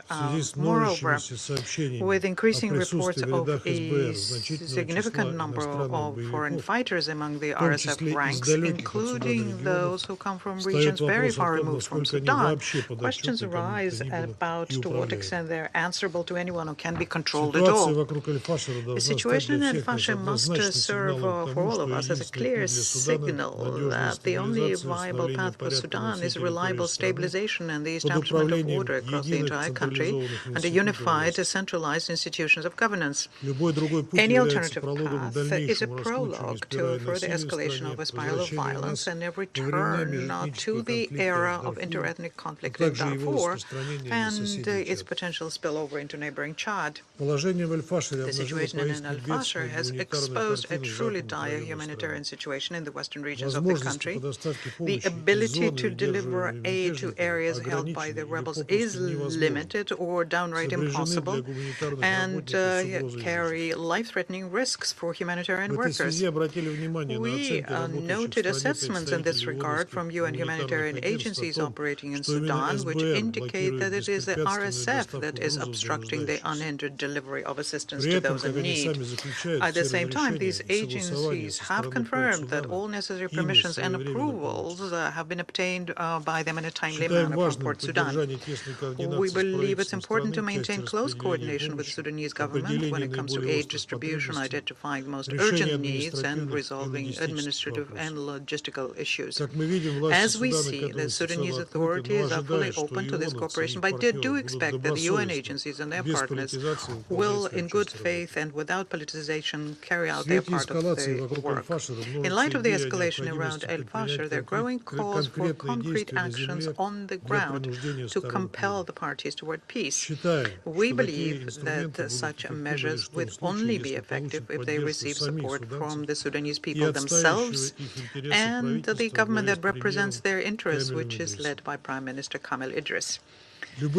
Any steps aimed at equating the conflicting parties or suggesting that neither side has legitimate authority can only be seen as encouraging separatism and internal discord. We urge all Council members to focus on constructive engagement and tangible support for the Sudanese people rather than promoting division. It is precisely guided by this effort that Security Council efforts can help bring peace to Sudan. Russia consistently advocates peaceful resolution to the prolonged conflict in Sudan, and the priority here must be the preservation of the country's unity, sovereignty, and territorial integrity. Alongside other responsible members of the international community, we too reject the creation of any parallel structures of power. Achieving the desired normalization is only possible through the cessation of hostilities as soon as possible, launching of a comprehensive political process led by the Sudanese themselves and that reflects solely their national interests. Diplomatic efforts to overcome the crisis must be aimed at truly supporting national reconciliation, taking into account the positions and approaches of the Sudanese government and all patriotic socio-political forces that enjoy broad political support. I resume my function as President of the Council, and now would like to give the floor to the representative of Sudan. Bismillah ar-Rahman ar-Rahim. السيد الرئيس، السادة أعضاء مجلس الأمن الموقرين، أود في البداية أن أهنئكم على تولي بلادكم رئاسة المجلس لهذا الشهر، ونشيد بقيادتكم لأعمال المجلس وأجندته بكل حنكة واقتدار، واسمحوا لي أن أبدأ Allow me to بالترحم على begin أرواح by الأبرياء praying for the الذين souls of the تم قتلهم innocents that were بالوحشية brutally killed الضارية in لميليشيا الدعم السريع Fashir في by الفاشر the خلال اليومين rapid support الماضيين. militias and over the past 2 days. وأدعو بشفاء I pray للمصابين for the والعودة injured to be للمحتجزين healed and قسريا من for قبل those تلك forcibly الميليشيا detained التي by the وصفتموها rapid support بالهمجية militias that you والخارجة عن described أسس as الحضارة barbaric المعاصرة. and not being related to any في standards of بداية modern civilization. I pray that they return السيدة مارثا those detained. بوبي I thank مساعدة ASC, الوكيل Madam Martha Pobi, وكيل الأمين العام بإدارة الشؤون السياسية وبناء السلام. Africa and the Department of Political and Peacekeeping Affairs, and I thank Mr. Tom Fashir, Undersecretary General for Humanitarian Affairs. I also thank all the members of the Security Council who have condemned this barbarism that is unprecedented. I also thank الذي قدمه مندوب الجزائر نيابة عن representative of Algeria for the statement he delivered on behalf of the السيد الرئيس السادة أعضاء المجلس أتحدث إليكم وقد ذكرت لمجلسكم الموقر منذ عام 2023 أن ميليشيا الدعم السريع المتمردة تسعى لتحويل دارفور والفاشر إلى تورا بورا جديدة. ومنذ عدة أيام أصبحت مدينة الفاشر حاضرة شمال دارفور رمزاً جديداً للمأساة الإنسانية التي يصنعها الإجرام المنظم لميليشيا الدعم السريع الإرهابية ومن يرعاها ويقف خلفها ويمولها ويغذيها بالسلاح والمال والمرتزقة الأجانب والإسناد السياسي والدبلوماسي والإعلامي وكل ذلك شرحناه لكم بقدر واف مدعوما بالوثائق. إنما يجري في مدينة الفاشر ليس حادثاً معزولاً بل هو استمرار لنمط ممنهج من القتل والتطهير العرقي الذي ظلت هذه الميليشيا تمارسه منذ تمردها في أبريل 23. إن مشاهد الإبادة التي شهدها العالم في غرب دارفور ضد قبيلة المساليت تتكرر اليوم في مدينة الفاشر حيث يتم ذبح الآلاف من المدنيين الغزل وتحرق الأحياء والأسواق ويجري نهب المرافق الطبية Medical facilities and hospitals are looted, and those inside them are killed. According to a statement by the World Health Organization, approximately 450 patients and companions were killed in the Saudi hospital in Al-Fasr, which was the last health facility still operating in the city after the criminal militia deliberately destroyed all the health facilities there during the continuous siege and bombardment of the city. The militia has killed civilians and humanitarian workers, as it did in the city of Bara. Women and girls are attacked in broad daylight. What this militia is doing is no longer just a violation of human rights, but a crime, a new crime against humanity, and a genocide by all legal standards and definitions. And in order to understand the magnitude of the disaster, the number of victims in the city of Al-Fashir alone, since the militia entered it 3 days ago, that number exceeds the victims of the terrorist attacks of the 11th of February 2003. This is a figure that is enough to shock anyone with a conscience. لم يعد هناك مدنيون في الفاشر فهم إما أبيدوا عبر هجمات الصواريخ والمسيرات والأسلحة الكيماوية التي استخدمتها الميليشيا المتمردة أو قتلوا خلال وأثناء خروجهم من المدينة طلبا للأمان. السيد الرئيس، لقد ظلت حكومة السودان تنبه هذا المجلس والمجتمع الدولي في تواتر منتظم منذ عام 23 إلى الطبيعة الشيطانية والإجرامية لهذه المنظومة الإرهابية التي ليست سوى ميليشيا قبلية more than a tribal militia led by a single family, much like the mafia. It is the natural extension of the notorious Janjaweed militia that has committed acts that even some members of this council, and you today agreed on that, classified as one of as an atrocity and genocide. This militia has no legitimacy, be it political, national, or constitutional. It is based on the ideology of ethnic superiority والعنصرية ضد القبائل الأفريقية في دارفور وفي كل السودان وديدنها النهب والانتهاك الممنهج للقانون الدولي والإنساني وقوانين حقوق الإنسان. إن هذه الميليشيا الإجرامية تستمد قوتها من ذهب دارفور المنهوب والمهرب إلى أسواق رعايتها الإقليمية ومن الدعم الخارجي لذاك الراعي الإقليمي. ومع ذلك اختار بعض الفاعلين الدوليين أن يساووا بين الدولة السودانية ذات السيادة وبين ميليشيا متمردة تم وصفها بالإدانة والتقتيل الممنهج مما شكل خطا أخلاقيا وسياسيا خطأ أخلاقيا وسياسيا وقانونيا فادحا والأدهى من ذلك أن هذه الميليشيا توثق جرائمها بالصوت والصورة وتبثها للعالم كله في ازدراء مهين وفي تحدي سافر للمجتمع الدولي ولمجلس الأمن مستفيدة من حالة الإفلات من العقاب من غياب أي رد فعل جاد يردعها أو يحاسبها على جرائمها وبالأخص الانتهاكات المتوالية لقرارات مجلس الأمن 15/91 و27/36 التي فشل المجلس في تنفيذها معطيا ضوءا أخضرا للتمادي بارتكاب الفظائع التي شهدتموها قبل يومين في الفاشر. سيد الرئيس، لقد زودت حكومة السودان هذا المجلس والمجتمع الدولي بأدلة موثقة تؤكد استعانة الميليشيا مرتزقة أجانب من دول الجوار ومن بلدان بعيدة من أمريكا اللاتينية أن عمليات تجنيدهم وتمويلهم وتهريبهم عبر الحدود لقتل السودانيين تتم برعاية وإشراف من الراعي الإقليمي المعلوم لديكم، إلا أن المجلس لم يتخذ حتى الآن أي إجراءات عملية لمساءلة هذه الجهة بالذات وهذه الجهات الأخرى ومحاسبة الممولين والداعمين لهذه الجرائم وهذا الإرهاب أو تشكيل لجنة تخصص حقائق بشأنها.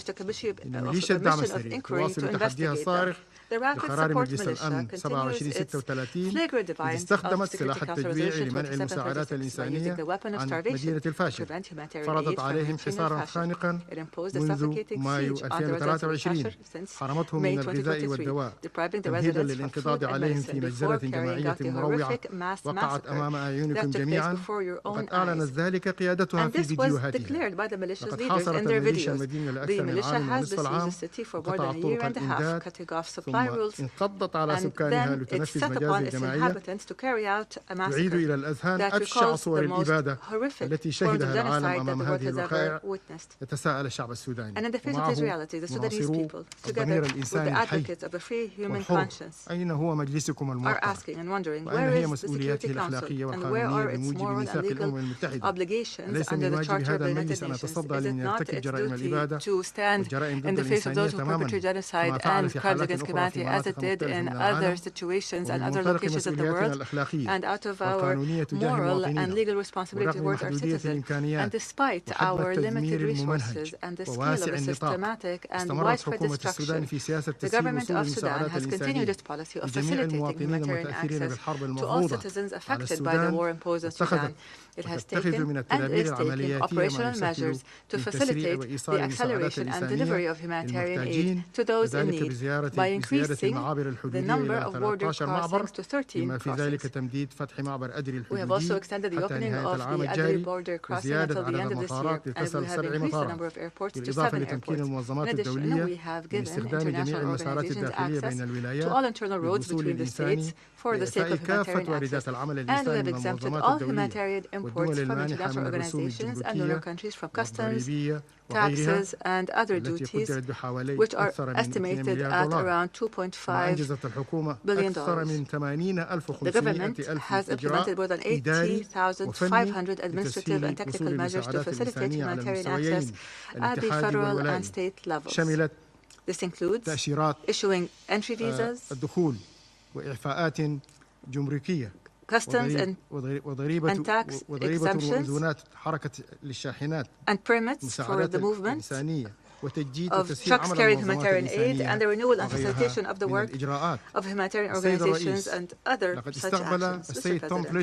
Mr. Fletcher met with the President and of the Republic and all authorities, as well as the Prime Minister, Dr. Kamal Tayyip Idris, when he visited the country last year when he visited the United Nations here to attend the General Assembly open debate.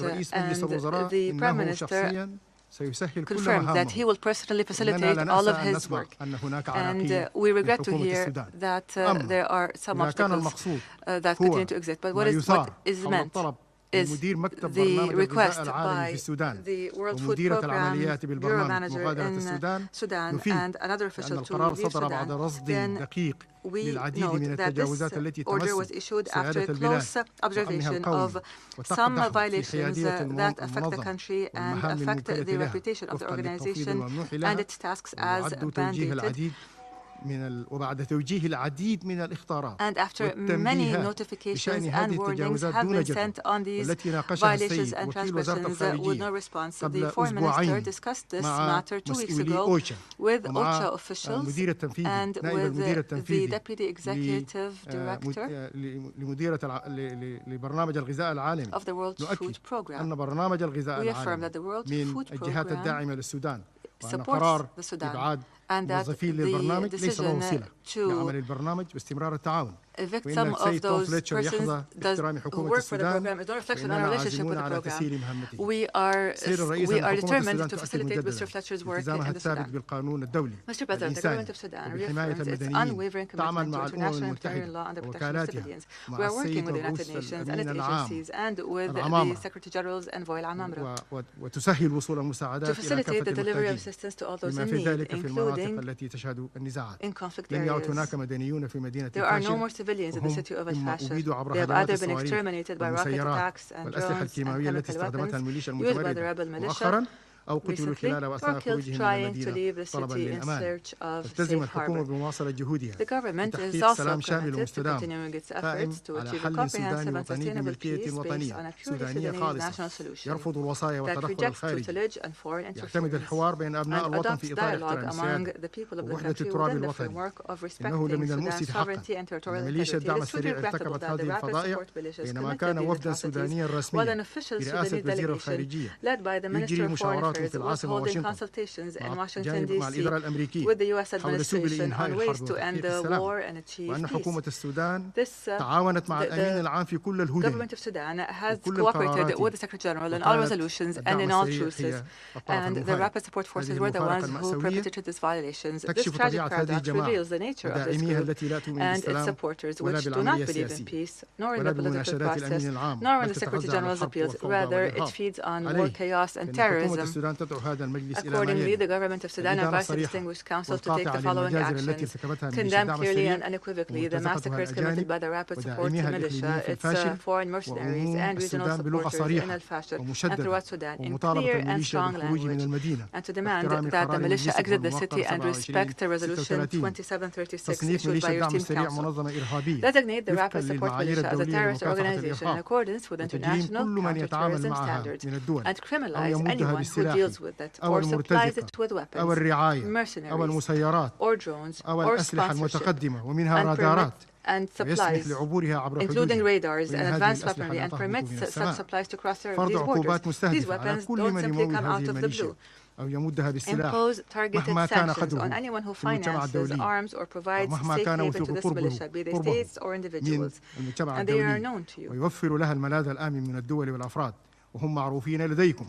نطالب المجلس بالشروع في إجراء تحقيق للإبادة الجماعية لسكان مدينة الفاشر دفعاً لمسائل المساءلة وإن الميليشيا تصدر يومياً تهديدات بالقتل الجماعي وأن القوات المسلحة عثرت على أسلحة من دول غربية ورادارات متطورة من نيالا ستعرض في مؤتمر صحفي قريباً ضمان التنفيذ الكامل ensure the full implementation of Security Council Resolutions 2736 and 1591. Witnesses in Darfur have established that some neighboring states participated in the killing of civilians and citizens in support of the militia.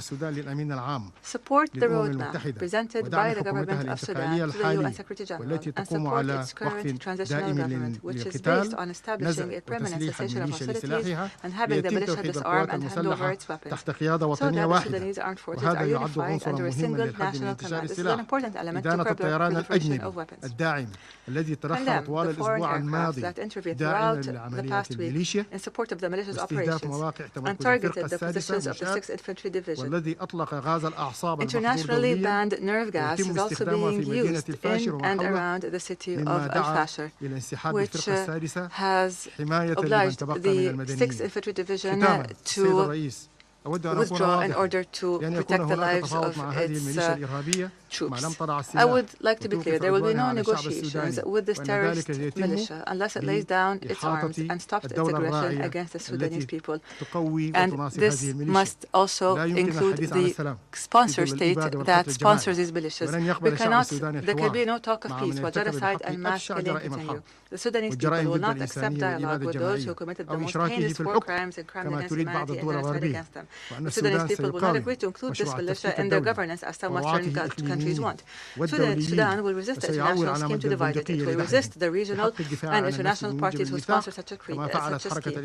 Sudan will rely on the glory of the gun and push them back in exercise of self-defense as the Mahdi movement did in the past century to defeat colonialism. What is happening now is a neo-colonialism that is being perpetrated through the militia. And this continued silence of the international community in the face of the crimes will not be interpreted as neutrality, but it is a shameful collusion through silence and incitement by inaction. The Sudanese people will not forget who caused those calamities and who ignored their suffering and disposition. Sudan is not asking for mercy because God is the only merciful one. Sudan demands the restoration of the moral standards in which this international organization was founded, so that this council might take a courageous stand that is in line with the principles of the Charter of the United Nations, which prohibit external aggression and protect peoples from genocide.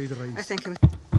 Thank the representative of Sudan for a statement, and I give the floor to the representative of the United Arab Emirates. Mr. President, thank you for convening this meeting to bring attention to a crisis of unimaginable scale. I also thank Undersecretary General Fletcher and Assistant Secretary General Poby for their briefings on the horrific situation unfolding in Sudan. For over 900 days, the civil war in Sudan has engulfed the nation, and the suffering of the Sudanese people has deepened by the day.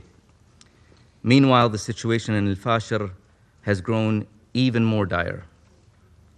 The United Arab Emirates condemns the heinous attacks against civilians in Fashir, in blatant violation of international humanitarian law. We call on the RSF to ensure the protection of civilians and humanitarian personnel. We call on the international community to ensure that all perpetrators of atrocities are held to account. With millions of Sudanese caught in the crosshairs of war, we join the international community's demand that both warring parties, the SAF and the RSF, exercise full restraint and cease all targeting of civilians. The warring parties must fully comply with international humanitarian law, including providing humanitarian corridors and safe passage, and allowing and facilitating rapid and unhindered humanitarian aid at scale for all who are bearing the brunt of this war, particularly women, children, and the elderly. At a time when famine is spreading, it is more important than ever that assistance reaches people throughout Sudan and that the UN be allowed to do its job. The UAE commends the leadership of the United States for convening the Quad, which provides a robust platform to end the conflict in Sudan. The UAE reiterates the Quad's call for a humanitarian truce in Sudan to lead immediately to a permanent ceasefire. We must not allow the humanitarian situation to worsen, nor can we allow these atrocities to be overlooked. The perpetrators of these crimes must be held accountable. Mr. President, recent developments have once again revealed an undeniable truth. The path to peace cannot be forged on the battlefield.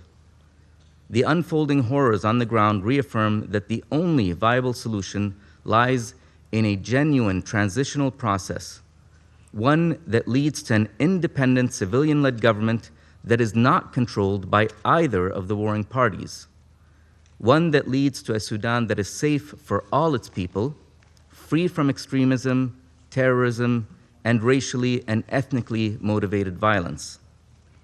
We call on the Council to apply pressure on the warring parties and use all its tools to compel them to return to the negotiating table with a genuine commitment to seek peace.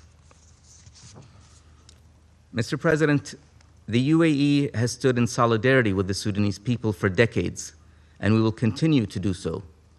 Today, we are announcing an additional $100 million to support life-saving humanitarian operations in Al-Fashir.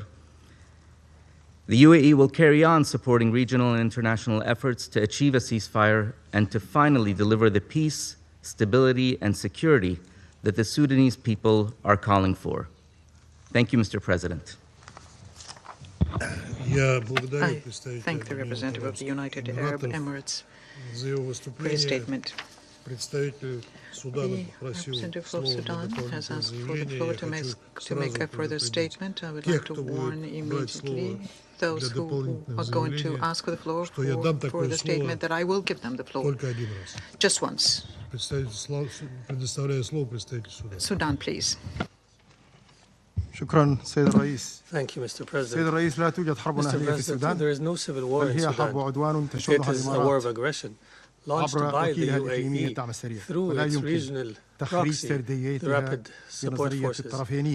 And it cannot be described as a two-party war. سيد الرئيس إني لا أتساءل لأن يسمح لممثل الدولة I wonder why the representative of a country with blood on its hand from Sudan is allowed to participate and claim that they care for stability. The representative spoke as if Sudan is under the custodianship of the government in Abu Dhabi and is as such ridiculing the innocent victims in Sudan, the displaced persons, and the assault against them in Sudan. Mr. President, everyone knows that the Abu Dhabi regime continues to play the worst role in Sudan through equipping the RSF with armament and resources, aiming إن ميليشيا الدعم السريع عبارة عن وكيل محلي يخضع تماما للسيطرة الفعالة من قبل نظام أبو ظبي. خلال الأيام الثلاثة الماضية فقط نشر صحيفة وول ستريت جورنال والجارديان تقارير مطولة تكشف عن بعض تفاصيل العدوان الإماراتي على السودان عبر رعايتها وتسليحها للميليشيا مبينة حجم تدخلها في إشعال الحرب وتمويل الجرائم التي ارتكبت في الفاشر مبينة حجمها في إشعال الحرب وتمويل الجرائم التي ارتكبت في الفاشر ودارفور and in Darfur and Khartoum and other parts of the Sudan. This responsibility and these crimes lay squarely on the shoulders of the UAE, who is the primary responsible party for these violations. Mr. President, تنسيق محكم there has been close coordination by military experts in Libya وشملت الأسلحة حسب صحيفة الجارديان البريطانية أنظمة تصويب مصنوعة في إحدى الدول الأعضاء في المجلس محركات لسيارات مدرعة صناعة خصيصا للأمارات وتم استخدامها في السابق في ليبيا واليمن كذلك أكدت قناة تلفزيونية ليبية أن أكثر من 10 طائرات عسكرية تم رصدها يوميا ما بين 25 و26 أكتوبر وهي تقوم بحالات بين الأمارات وشرق ليبيا وذلك قبل هجوم الميليشيا الأخير على الفاشر. كانت هذه الطائرات تحمل شحنات أسلحة مرتبطة بالتأمين اللوجستي العسكري للميليشيا الإجرامية بالتزامن مع تفاقم حدة الهجمات في الفاشر. هذا يؤكد طبيعة توقيت تلك الرحلات وسبق لنا أن أحطنا مجلسكم الموقر في 5 سبتمبر الماضي بجداول تلك الرحلات الجوية. أكد كذلك مختبر البحوث الإنسانية في كلية الصحة العامة بجامعة ييل الأمريكية من قبل فريق تحليل النزاعات باستمرار القتل الجماعي في الفاشر خلال الفترة من 26-28 من أكتوبر الحالي في المستشفى السعودي مستعينة بصور الأخوان الصناعية. أكدت لجان شبابية بالفاشر أنه في 28 أكتوبر أجهز على جميع المرضى وأجنحة الدرجة الأولى والجامعة ومكتب وزارة الداخلية في الفاشر وتم تصفيتهم بطرق فظيعة من قبل ميليشيا الدعم السريع وتم اختطاف أطباء وممرضين وكوادر صحية. السيد الرئيس ما تقوم به دولة الأمارات لا يمكن اعتباره سوى انتهاك صارخ لهذا الميثاق وميثاق الجامعة العربية ولقرارات هذا المجلس خاصة تلك التي تحظر دعم الجماعات المسلحة الإرهابية والخارج عن القانون. فكيف يعقل تتحدث دولة عن السلام في هذه القاعة بينما هي تملأ فضاء السودان بالطائرات والذخيرة وترسلها إلى ما يقتلون النساء والأطفال ويحتسبون الفتيات وينهبون المدن وتمنيهم بحكم السودان الذي شاركت قواته المسلحة وتعمل على فصل إقليمي كامل ليقع تحت سيطرتها وهيمنتها fragmentation of the Sudan so that it can enjoy our wealth. Mr. President, the armed forces that some are ridiculing has participated in the coalitions in Eritrea and Ethiopia during the Second World War and during World War I as well.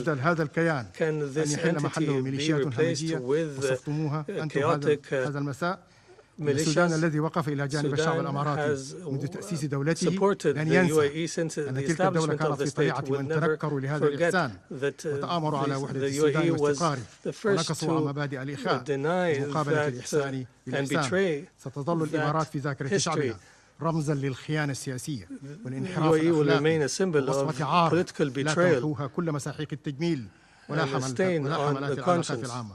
ختاما السيد الرئيس ممثل الإمارات مكانه وليس تحت هذه القبة في صفوف الميليشيا الإجرامية التي مولتها بلاده ترتكب الجرائم ضد المدنيين. إن شعب السودان رغم كل الجراح سيبقى صامدا متمسكا بسيادته ووحدته رافضا كل أشكال الترفع الإماراتي ومن والاه التي تسعى لفرض أجندات استعمارية بثوب جديد ولن يفلح أي مال أو سلاح أو تواطؤ سياسي في كسر إرادة هذا الشعب العظيم الذي واجه عبر تاريخه الاستعمار والظلم والطغيان وانتصر عليهم أجمعين. وأمام الغزو الإماراتي تدور الدوائر إنه لا سبيل أمامه سوى شعار المجد للبندقية. شكرا سيد الرئيس. Thank you, Mr. President. I thank the representative of Sudan for his additional statement, and I'll give the floor to the representative of the United Arab Emirates for a further statement. Mr. President, it is an absurdity that one of the warring parties can carry on politicizing this forum by disseminating false and baseless allegations. This is a party that is directly responsible for the devastation of its own country, a party that has a record of obstructing peace efforts and refusing to agree to an immediate ceasefire, a party that has systematically expelled UN officials in a pattern of intimidation and interference in the UN's life-saving work. This week, it declared 2 senior World Food Program officials persona non grata, as famine continues to spread. Last year, the SAF expelled the Deputy Humanitarian Coordinator, and the year before that, they expelled the head of the UN mission in Sudan. The SAF has walked away from the humanitarian truce despite intensive US and Quad efforts and unequivocal UAE support. The current escalation could have been avoided. Mr. President, it's time for polite fictions and diplomatic niceties has passed. In October 2021, the Sudanese armed forces seized power in a coup with their partner at the time, the Rapid Support Forces. They dismantled a fragile democratic transition and betrayed the hopes of an entire nation. Since then, the SAF has sabotaged every credible peace effort. Its intransigence has led to the catastrophe that we are witnessing today. Since April 23, the SAF has followed the same script, bombing homes, schools, hospitals, and markets, and turning hunger into a weapon of war. The SAF punished its own people with terror, with fire, and according to credible reports, with chemical weapons. The SAF has resurrected the same extremism it once unleashed on Darfur. It derailed and dismissed every peace effort. And only a few days ago in Washington, it rejected a proposal for a nationwide ceasefire before discussions even begun. Each time negotiations faltered, the SAF answered with more bombs. Each time diplomacy offered a door, the SAF slammed it shut. The SAF's maximalism, its military-first doctrine, has gained it nothing, only a Sudan in ruins and its people left to starve. And as the horrors in Fashir unfold, the SAF's representatives, in breathtaking cynicism, denounce the consequences of its own war, as if it were not the architect of Sudan's misery. Mr. President, When the SAF walked away from last week's attempt to reach a humanitarian ceasefire, it did so in full knowledge of what would follow. It knew the price would be paid in Sudanese lives. It knew Fashir would burn. It did not care. Let us not forget that this is the same command that waged war on Darfur 20 years ago, the very same command that shelters men indicted for genocide, and that now claims to defend and to mourn the civilians it once sought to destroy. This is truly obscene. For more than 2 years, my country, the United Arab Emirates, regardless of the lies repeated here, has been clear. Both the SAF and the RSF has disqualified themselves from shaping Sudan's future. It is time the international community accepted that truth. No speech delivered in this hall by a representative of one of the warring factions can disguise who they are or what they are. The world must speak with Sudan's civilians, not their tormentors. Thank you, Mr. President. I thank the representative of the United Arab Emirates for his additional statement. There are no more names described on the list of speakers. I now invite Council members to informal consultations to continue our discussion on this subject. The meeting is adjourned.